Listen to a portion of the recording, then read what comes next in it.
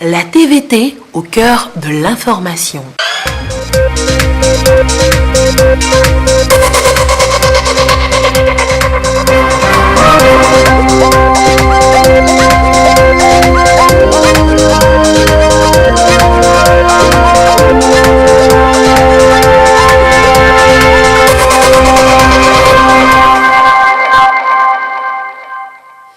Merci de votre attention. L'actualité ce soir, la visite au Togo ce mardi de Eric Solem.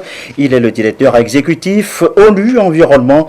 Il est venu évaluer les efforts du Togo en matière de protection de l'environnement. Le Togo est plutôt bon élève, constate-t-il. C'est voté. Les députés ont bouclé ce mardi au deuxième jour l'étude du Code des douanes nationales. Cette loi innove avec de nouvelles dispositions introduites et qui viennent compléter celles d'avril 2014. L'éducation nationale revoit sa copie sur l'année 2017. Inventaire, analyse, projection. La 7e revue annuelle affiche un bilan positif. Acteurs et partenaires se frottent les mains, mais restent déterminés. Il y a encore beaucoup à faire. Et puis, on ne parle que de ça depuis ce matin. La rencontre historique Donald Trump, Kim Jong-un, ce mardi à Singapour. Poignée de main, amabilité, signature de documents, la Corée du Nord prête à dénucléariser. Les États-Unis s'engagent, eux, à mettre fin aux exercices militaires conjoints avec le Sud. Voilà, madame, monsieur, le sommaire. Bienvenue aux 20h.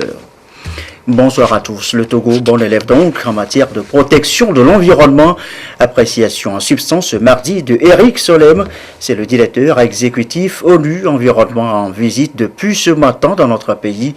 On va en parler. À signaler tout d'abord cet échange avec le Premier ministre Commissaire Classou, audience à la primature où l'émissaire de l'ONU a réitéré le soutien de son institution au gouvernement togolais. Je vous propose de l'écouter.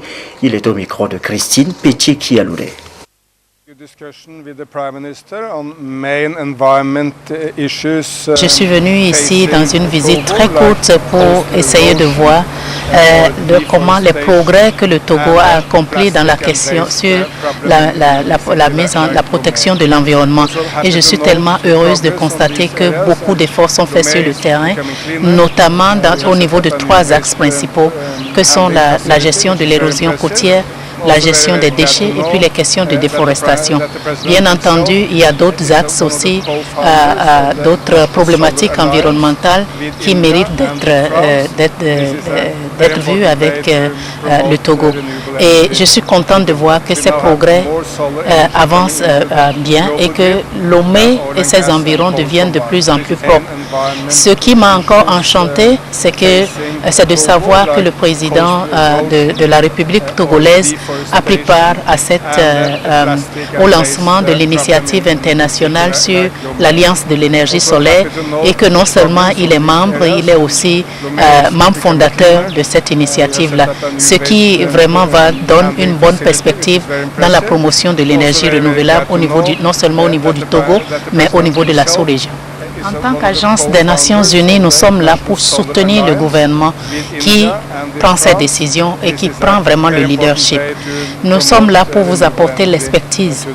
Nous sommes là pour fournir des données qui pourront vraiment convaincre les décideurs à prendre vraiment de bonnes décisions qui vont dans le sens de protéger l'environnement. Nous sommes là aussi pour vous aider à protéger la biodiversité. Nous savons que ce pays regorge aussi de biodiversité et c'est de notre ressort de vous donner l'expertise qu'il faut et de partager les pratiques réussies d'autres pays pour vous aider à aller de l'avant.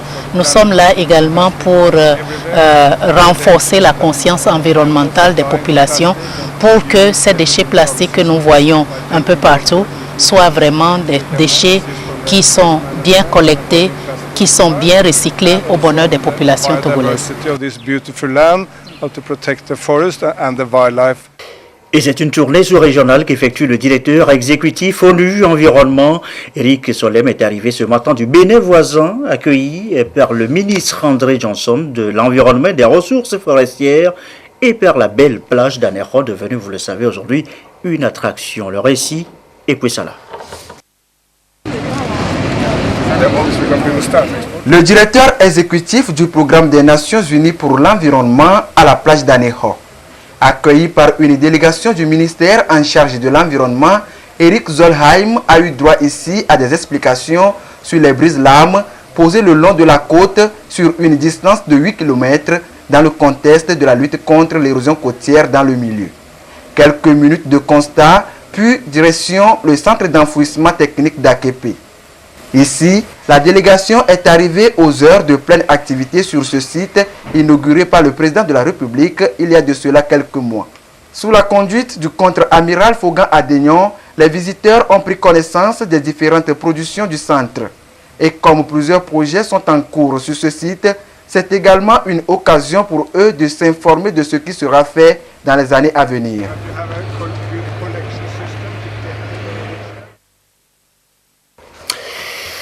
Dans la foulée, le Fonds vert pour le climat, nouveau round de concertation des acteurs du secteur. L'accès à ce fonds reste l'objectif à atteindre. Le Togo y travaille toujours. Robert Potobi avec Esther Baclé. Une étude récente de la BAD, Banque africaine de développement, a évalué les coûts d'adaptation en Afrique au changement climatique entre 20 et 30 milliards de dollars américains par an pour les 10 prochaines années. Entre 2020 et 2030, les besoins du Togo sont chiffrés à 1,54 milliard de dollars pour l'adaptation, 1,10 pour l'atténuation, 0,5 pour le transfert de technologie et 0,4 pour le renforcement de capacité. Il y a 15 mois, le Togo a donc sollicité et bénéficié de la part du Fonds vert pour le climat un appui technique et financier. L'heure est à la restitution. Ça a été, on peut l'estimer, une phase réussie.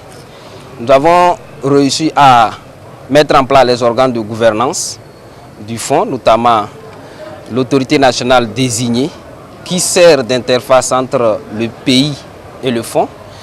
Nous avons également mis en place le comité national Fonds vert qui est un comité d'orientation stratégique.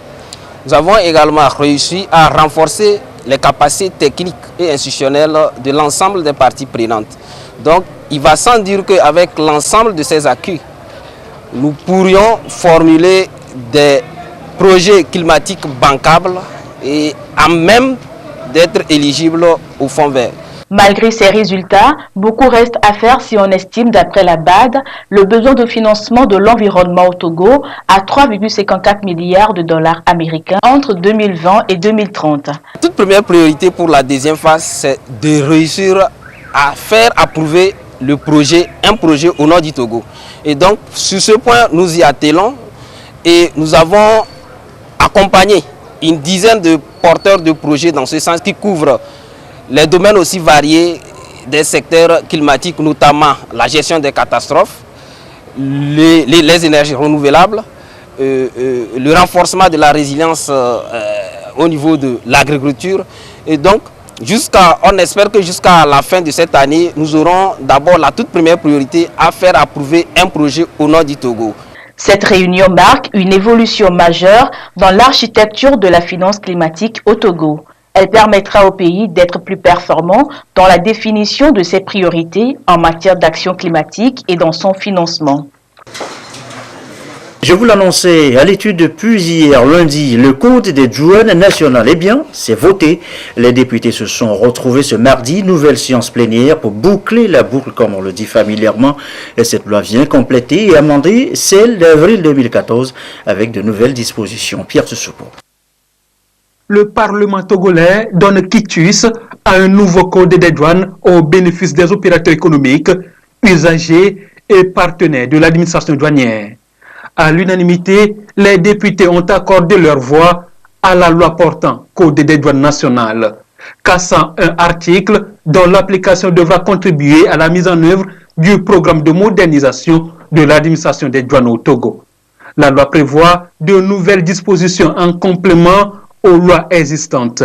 On parle de la loi 2014 portant Code des douanes et celle de 2012 relative à la création de l'Office togolais des recettes, OTR. La présente loi qui vient d'être votée répond aux exigences du nouvel environnement économique et répartit les compétences entre le ministre chargé des Finances, le commissaire général de l'OTR et le commissaire des douanes et des droits indirects pour plus d'efficacité et de célérité dans le traitement des dossiers. Elle vise donc également à offrir aux opérateurs économiques un cadre d'exercice et de régulation des échanges qui garantit la célérité, la transparence et l'équité. En particulier, elle renforce les droits des usagers et partenaires de l'administration des douanes. Les nouvelles dispositions ont été introduites dans la nouvelle loi dans l'optique de moderniser l'administration douanière à la lumière des nouvelles mutations de l'environnement international et des réalités économiques du Togo. La présente loi offre enfin des instruments appropriés à l'administration douanière de notre pays pour mieux mobiliser les ressources domestiques afin de permettre au gouvernement de financer sa politique de développement. 2 jours de discussion législative ont permis aux parlementaires de cerner article par article les fondamentaux de cette loi. La 3e vice-présidente Djigbori Dagban Zanvide, qui présidait la séance, a traduit les gratitudes du président de l'institution à l'ensemble des élus avant de rappeler l'importance de cet outil dans le développement socio-économique du Togo. Je salue l'engagement et la détermination de l'ensemble des députés qui, durant les 2 jours de l'étude du texte de loi qui nous était soumis pour examen, n'ont pas ménagé leur peine. Je salue également toutes celles et tous ceux qui, d'une manière ou d'une autre, ont collaboré à la tenue satisfaisante de cette plénière. Et je voudrais dire toute la gratitude de la représentation nationale au commissaire du gouvernement et à ses collaborateurs pour leur contribution inestimable à nos délibérations.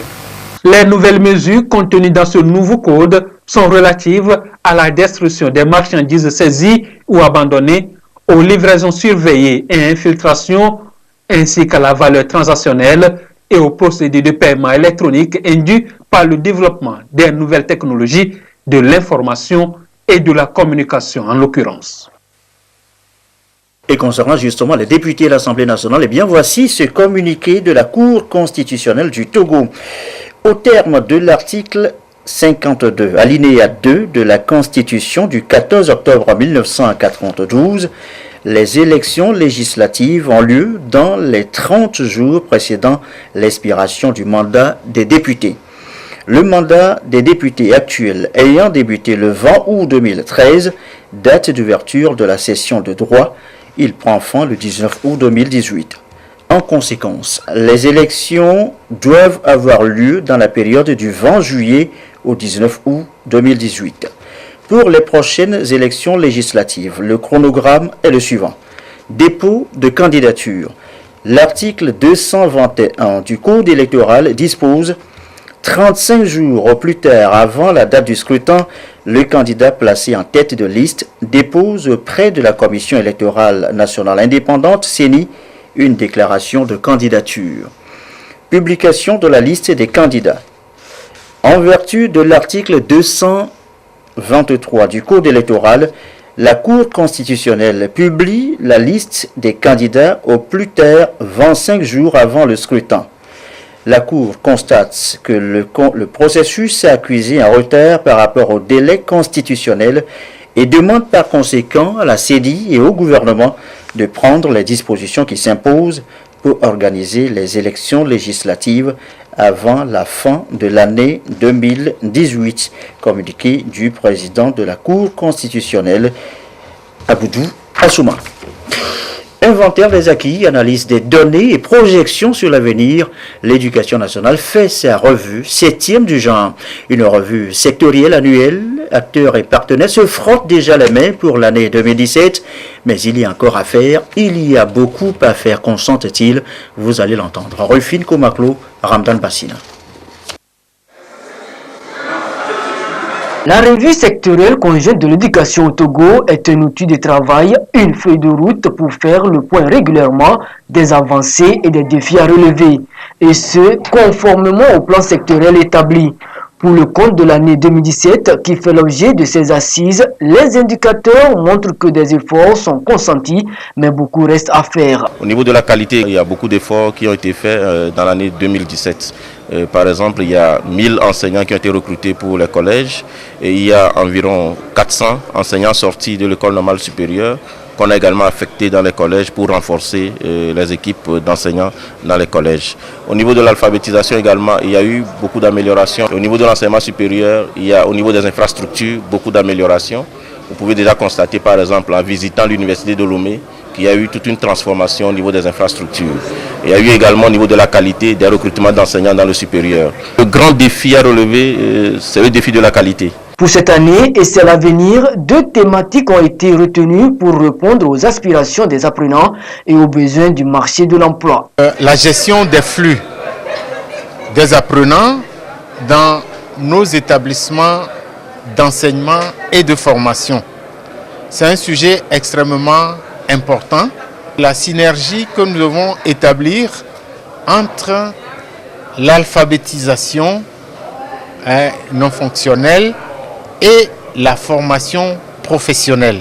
Chacun doit pouvoir travailler pour être productif pour la société. Pour le ministre en charge des enseignements primaires, secondaires et de la formation professionnelle, cette revue doit surtout concilier les directives mondiales des ODD 4 relatives à l'éducation et aux orientations du plan national de développement PND. Cela induit pour nous l'arrimage corrélatif de notre plan sectoriel à l'ODD 4. C'est pourquoi nous avons sollicité le pôle UNESCO DESI-PE de Dakar pour nous appuyer à mettre à jour le diagnostic de notre secteur, ce que nous appelons communément le rapport d'état du système éducatif national RESEN, et à entreprendre courant 2019 la révision de notre plan sectoriel de l'éducation PSE. Il est en effet très aisé de comprendre que la gestion des flux des apprenants tout au long du cycle éducatif n'est pas un problème qui peut être résolu au niveau d'un seul sous-secteur. La recherche d'une solution globale et durable doit bien au contraire prendre en compte l'ensemble du système éducatif depuis la base et s'appuyer sur une orientation judicieuse des élèves vers les filières porteuses. Les différents partenaires en développement présents à cette rencontre annuelle soutiennent les efforts du Togo en matière d'éducation. Ils espèrent que les recommandations issues de cette 7e édition de la revue permettront au secteur éducatif de participer pleinement au développement. Et un peu comme à l'école, ce module a maîtrisé également la gestion des biens publics sur la comptabilité matière. Qu'est-ce que c'est exactement? Eh bien, c'est bien retenez grosso modo que c'est une comptabilité de l'inventaire du patrimoine immatériel et matériel de l'État en filigrane, une bonne gestion, une bonne gouvernance économique. Et c'est une exigence par ailleurs de l'UEMOA. C'est l'objet d'une rencontre ce mardi à Lomé, la gestion de la chose publique. Reportage Simon Akmangana, Lucassi. Dans le vaste chantier de réforme engagé par le Togo dans le domaine de la gestion des finances publiques ces dernières années figure la mise en œuvre de la comptabilité matière. Cette comptabilité d'inventaire permanent permet de disposer des informations fiables sur le patrimoine et la situation financière de l'État en vue d'un suivi et des prévisions budgétaires.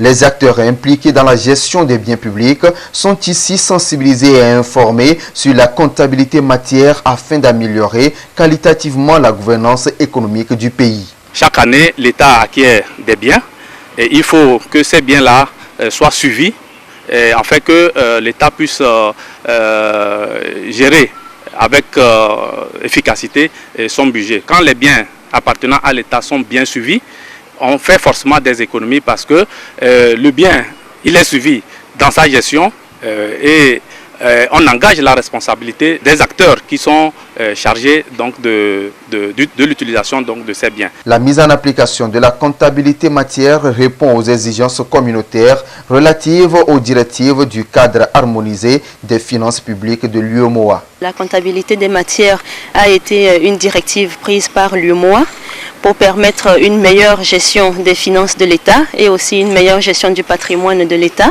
Mais elle a également fait l'objet d'un décret présidentiel en 2016. Nous souhaitons que cette sensibilisation puisse toucher les plus hautes autorités, dans la mesure où ce sont elles qui sont aux assises. Donc il faudrait qu'elles soient sensibilisées sur l'importance de la comptabilité matière, sur l'impact que cela pourra avoir sur la gestion du patrimoine et la gestion des finances de l'État pour une meilleure croissance économique. Le directeur de cabinet du ministère de l'économie et des finances a relevé la pertinence et l'importance de la comptabilité matière qui contribue à asseoir une dépense publique efficiente. La mise en application de la comptabilité matière répond aux exigences communautaires relatives aux directives du cadre harmonisé des finances publiques de l'UEMOA. Sont évoqués également dans cette édition et d'abord l'Institut national d'hygiène, 50 ans maintenant, et ses journées portes ouvertes depuis ce matin pour mieux se faire connaître les prestations du centre, les attentes des Togolais. Ce laboratoire national de santé publique répond à vos préoccupations et ce jusqu'au 22 juin prochain. Comme au Boyadé.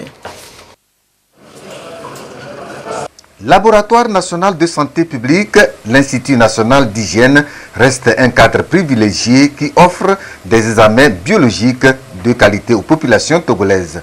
Depuis 1967, date de sa création, des efforts sont toujours déployés pour aider à l'amélioration des soins de santé. À ces journées portes ouvertes, les responsables du dit institut se félicitent de la confiance placée en eux et appellent le personnel à plus de dynamisme dans les prestations.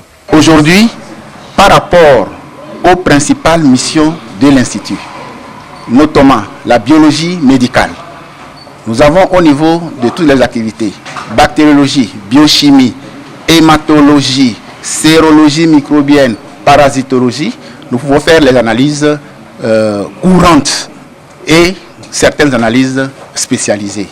On a un panel assez rempli pour aider à la prise en charge des patients. En matière de satisfaction, on n'a jamais 100%. Vous voyez, en même temps que vous levez des défis, il y a d'autres défis qui se présentent, n'est-ce pas? Donc, on doit continuer par progresser. Ces journées portes ouvertes s'inscrivent dans le cadre de la célébration des 50 ans d'existence du dit institut. Du 12 au 22 juin, des séances de sensibilisation et de dépistage gratuit de la drépanocytose et de l'hépatite B à Lomé et à Sotobois vont meubler les activités. Santé encore, la lutte contre la drogue, et voici cette nouvelle initiative. Le lancement à Lomé ce mardi du réseau épidémiologique ouest-africain. C'est une plateforme pour tous les acteurs en matière de lutte contre le fléau. Sergine Raimondo, Carmen Madji à Capo pour nous en dire plus. En 2016, la CEDEAO a adopté un plan d'action régional sur la période 2016-2020 afin de lutter efficacement contre le trafic de la drogue dans son espace. L'une des actions phares de ce plan consiste à mettre en place un réseau épidémiologique ouest-africain sur l'usage de la drogue. Chaque pays membre de la CEDEAO doit alors disposer d'une plateforme nationale susceptible de donner des informations en temps réel pour permettre à la commission de la CEDEAO de mesurer l'ampleur du problème. Les acteurs impliqués dans la lutte et le trafic de drogue et de stupéfiants sont ici pour lancer le réseau du Togo. Il s'agira tous les 3 mois ou tous les 6 mois ou au moins une fois dans l'année de faire un bilan d'activités nationales en matière de drogue, soit le nombre d'usagers, les types de drogue, les contextes. Ceci va nous permettre d'avoir des données fiables pour pouvoir bâtir des politiques de prise en charge au niveau national et au niveau régional. Donc, nous allons dresser à partir de ce moment un plan harmonisé ou un rapport harmonisé de chaque pays de la sous-région ouest-africaine sur l'usage des drogues et faire des politiques de prévention, de traitement et de réinsertion des personnes qui en souffrent. Le réseau épidémiologique ouest-africain sur l'usage de la drogue permettra au Togo et partant à la sous-région ouest-africaine de relever les défis liés à l'usage, au trafic, à la prise en charge, à la réhabilitation et à la réinsertion sociale des usagers de la drogue. Dans le reste de l'actualité, la phase pratique ce mardi pour les techniciens en culture maraîchère. La séance a démarré depuis le 4 juin dernier à l'ouvrage l'Institut de conseil et d'appui technique ICAT. Gérald Agoudjou. Ils sont une trentaine de participants venus des 5 régions économiques du Togo. Parmi eux, des chercheurs et techniciens de l'Institut de conseil et d'appui technique ICAT, de l'Institut togolais de recherche agronomique ITRA, de la direction de la protection des végétaux, de la direction de l'aménagement et de la mécanisation agricole et de la direction de la filière végétale. Autour de 2 experts israéliens, ils s'approprient les meilleures pratiques en culture maraîchère, ici au Centre de recherche agronomique du littoral dans le Zion. Beaucoup de plantes de culture maraîchère, je parle de tomates, de poivrons, d'aubergines, de piments, et après il y en a le pastèque, le melon, les concombres, les courgettes. Presque toutes les plantes sont attaquées par des nématodes. Et il n'y a pas de variétés qui sont assez résistantes et efficaces de point de vue génétique. Chez vous, dans les conditions tropicales, toute l'année il fait chaud.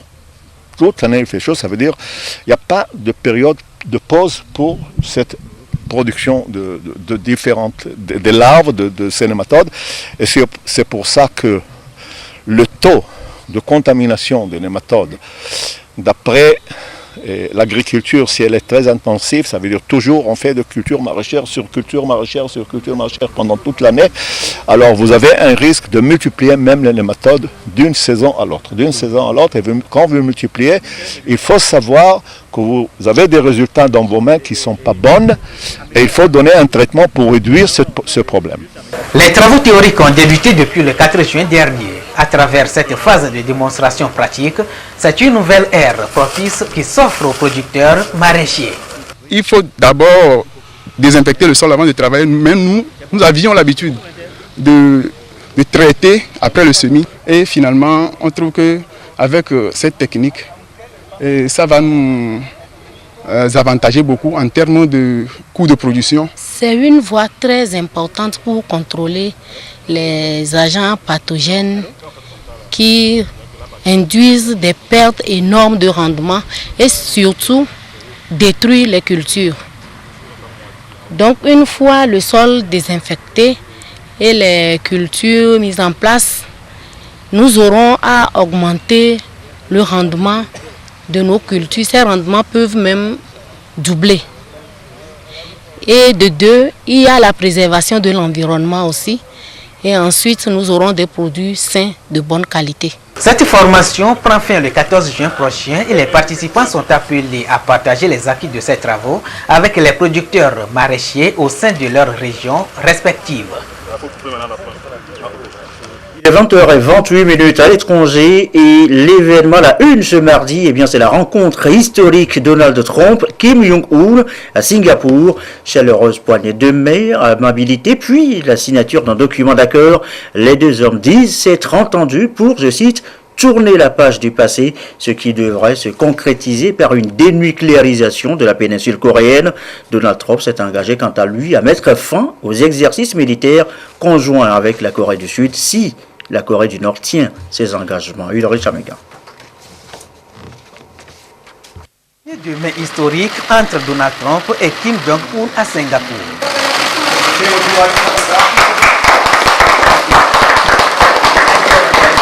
Une image forte, longtemps inimaginable, tant les tensions ont été vives pendant les décennies entre les deux pays. Reportée à plusieurs reprises pour diverses raisons, cette rencontre en tête-à-tête pendant près de 45 minutes entre les deux dirigeants aura tenu toutes ses promesses. Une rencontre bien appréciée par plusieurs dirigeants à travers le monde, à l'instar du Premier ministre japonais Shinzo Abe.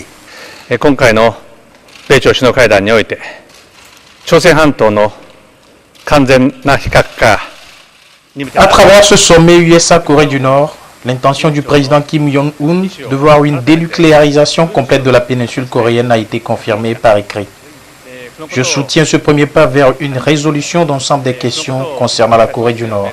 Je continuerai de chercher à résoudre les questions des enlèvements, du nucléaire et des missiles. Je vais faire de mon mieux en coopérant fermement avec les États-Unis et la Corée du Sud, ainsi qu'avec la Chine, la Russie et la communauté internationale. C'était la première fois que le président des États-Unis discutait clairement et directement avec le président Kim Jong-un de la question des enlèvements. À l'avenir, le Japon fera de son mieux pour résoudre ce problème, car il doit être résolu entre le Japon et la Corée du Nord.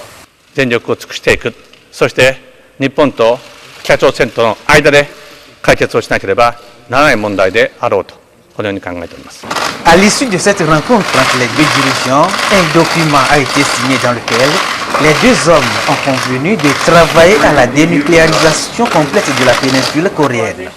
Les États-Unis et la Corée du Nord s'engagent donc à établir de nouvelles relations conformément aux souhaits de paix et de prospérité de leur peuple.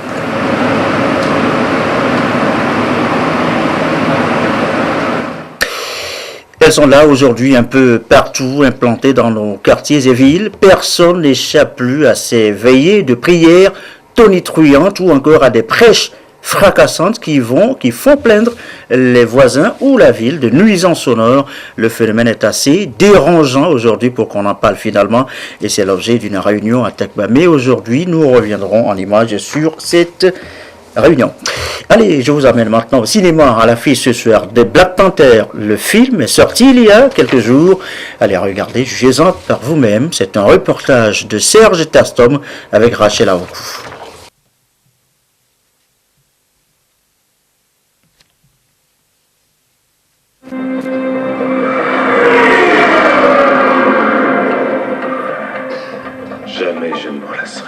Des élèves et étudiants projetés dans l'univers du Wakanda, une nation fictive de l'Afrique qui fait rêver et convainc que l'Afrique a d'énormes ressources et potentialités à exploiter pour son propre développement. Alors, il s'est pigé? On aurait dit qu'on l'a fait ensorceler. Ma petite sœur est venue me rendre visite juste avant le jour J. Dans tes rêves, oui. Je suis venue pour les perles à impulsion. J'ai développé... Plusieurs valeurs y sont mises en exergue. Le dévouement, l'unité, la solidarité, la combativité, le courage, la loyauté, le respect des règles.